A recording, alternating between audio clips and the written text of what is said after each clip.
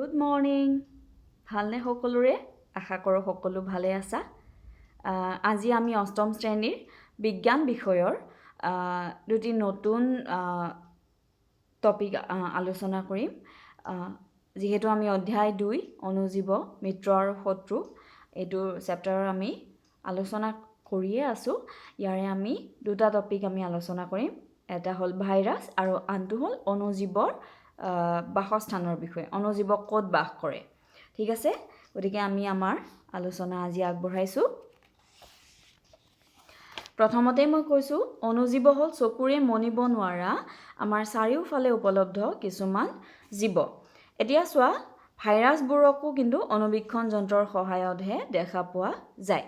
Virus হ'ল আমাৰ আশ্ৰয়দাতা কোষৰ ভিতৰত প্ৰজনন সম্ভৱপৰ হোৱা চকুৰে মনিব নোৱাৰা জীৱবোৰেই হ'ল ভাইৰাছ। ভাইৰাছ কি হয়? আশ্ৰয়দাতা কোষৰ ভিতৰত প্ৰজনন সম্ভৱপৰ হোৱা চকুৰে মনিব নোৱাৰা জীৱবোৰেই হ'ল ভাইৰাছ। এই আশ্ৰয়দাতা কোষৰ ভিতৰত কি পৰে? বেক্টেৰিয়া, উদ্ভিদ, প্ৰাণী আদি অন্তৰ্ভুক্ত। মনত থাকিব সকলোৰে? আমি বৰ্তমান সময়ত আমি কি এটা খুব জটিল পৰিস্থিতিত আছোনে নাই? কিহৰ সন্মুখীন হৈছোঁ আমি? Corona virus. গতিকে এই ভাইৰাছৰ বিষয়ে আমি আজি আলোচনা আৰম্ভ কৰিছোঁ।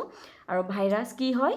ই হ'ল চকুৰে মনিব নোৱাৰি, ইয়াক অণুবীক্ষণ যন্ত্ৰৰ সহায়তেই চাব লগা হয়। আৰু ই কি হয়? কিছুমান আশ্ৰয়দাতা কোষৰ ভিতৰতহে ইয়াৰ প্ৰজনন সম্ভৱপৰ হয়। সেইকাৰণে আমাৰ সূত্ৰটো হ'ব আশ্ৰয়দাতা কোষৰ ভিতৰত প্ৰজনন সম্ভৱপৰ হোৱা চকুৰে মনিব নোৱাৰা জীৱবোৰেই হ'ল ভাইৰাছ। এই আশ্ৰয়দাতা কোষৰ ভিতৰত বেক্টেৰিয়া, উদ্ভিদ তথা প্ৰাণী আদি অন্তৰ্ভুক্ত। ভাইৰাছৰ পৰা হোৱা বেমাৰসমূহ ইনফ্লুৱেঞ্জা, চৰ্দি, জ্বৰ, কাহ, পলিঅ', বসন্ত আদি। মনত থাকিব সকলোৰে? ভাইৰাছ কি? ভাইৰাছৰ পৰা হোৱা ৰোগ কিছুমান, ইনফ্লুৱেঞ্জা, চৰ্দি, জ্বৰ, কাহ, পলিঅ', বসন্ত আদি। আৰু এই ভাইৰাছবোৰ চকুৰে মনিব নোৱাৰি, অণুবীক্ষণ যন্ত্ৰৰ সহায়তে ভাইৰাছবোৰ আমি চাব পাৰোঁ। আশ্ৰয়দাতা কোষৰ ভিতৰত ইয়াৰ প্ৰজনন সম্ভৱপৰ হয়। আৰু আশ্ৰয়দাতা কোষ কি হয়? বেক্টেৰিয়া, উদ্ভিদ, প্ৰাণী আদি। আশা ৰাখিছোঁ ভাইৰাছ সকলোৱে বুজি পাইছা। এতিয়া আমি আন দুটিমান প্ৰশ্ন উত্তৰ শিতানলৈকে আহিছোঁ। প্ৰট'জোৱাৰ দ্বাৰা হোৱা ৰোগ দুবিধৰ নাম লিখা। উত্তৰ: গ্ৰহণী আৰু মেলেৰিয়া। প্ৰট'জোৱাৰ দ্বাৰা হোৱা ৰোগ দুবিধৰ নাম হ'ল গ্ৰহণী আৰু মেলেৰিয়া। ঠিক তেনেদৰে আন এটি প্ৰশ্ন হ'ল বেক্টেৰিয়াৰ দ্বাৰা হোৱা ৰোগ দুবিধৰ নাম লিখা। বেক্টেৰিয়াৰ দ্বাৰা হোৱা ৰোগ দুবিধৰ নাম হ'ল সন্নিপাত, টাইফয়েড আৰু যক্ষ্মা। এই অণুজীৱসমূহ, আমি অণুজীৱৰ বিষয়ে যিহেতু আলোচনা কৰিয়ে আছোঁ, অণুজীৱসমূহ এককোষী আৰু বহুকোষীও হ'ব পাৰে। ই এককোষীও হ'ব পাৰে, লগতে বহুকোষীও হ'ব পাৰে। এককোষী অণুজীৱৰ নাম বেক্টেৰিয়া, শেলাই, কিছুমান প্ৰট'জোৱা আদি। ঠিক তেনেদৰে বহুকোষী অণুজীৱৰ নাম যদি আমি লিখিব লগা হয়, এমিবা, শেলাই আৰু ভেঁকুৰ। এতিয়া আমাৰ দ্বিতীয়টো টপিক আমাৰ হ'ল অণুজীৱসমূহ ক'ত বাস কৰে। অণুজীৱসমূহ সকলো ধৰণৰ পৰিৱেশতে বাস কৰিব পাৰে। সি ঠাণ্ডা হওক, গৰম হওক, আৰ্দ্ৰ হওক, উষ্ণ হওক, যিকোনো পৰিৱেশত। অণুজীৱসমূহ বৰফাবৃত পৰিৱেশ, গৰম পানীৰ উঁহ, মৰুভূমি, আৰ্দ্ৰভূমি আদি সকলোতে থাকিব পাৰে।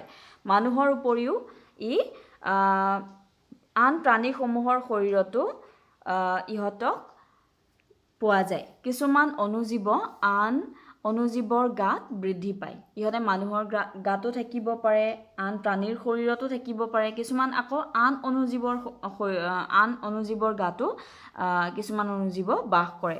আনহাতে আন কিছুমান অণুজীৱ মুক্তভাৱে থাকে। আমি উদাহৰণ হিচাপে ল'ব পাৰোঁ এমিবা নামৰ অণুজীৱই গাইগুটীয়াকৈ থাকিব পাৰে আৰু ভেঁকুৰ আৰু বেক্টেৰিয়াসমূহ সংঘবদ্ধ হৈ থাকে। এয়া এমিবা। এমিবা কি হয়? ই গাইগুটীয়াকৈ থাকিব পাৰে। কিন্তু ভেঁকুৰ যেনে পেনিচিলিয়াম, এস্পাৰজিলাছ, লগতে বেক্টেৰিয়া, সৰ্পিল বেক্টেৰিয়া, দণ্ড আকৃতিৰ বেক্টেৰিয়া আদিবোৰ কি হয়? সংঘবদ্ধ হৈ থাকে দেখিছা এইবিলাক এটা এটাকৈ আছে নি নাই হয়নে নহয় কিন্তু এমিবাটো ইয়াৰ নিজস্ব এটা যেন বৈশিষ্ট্য আছে ই গাইগুটীয়াকৈ আছে ঠিক তেনেদৰে ভাইৰাছৰ চিত্ৰ আমাৰ কিতাপত খুব ধুনীয়াকৈ দিয়া আছে তোমালোকে চিত্ৰকেইটা আঁকি মোক দেখুৱাবা এয়া চোৱা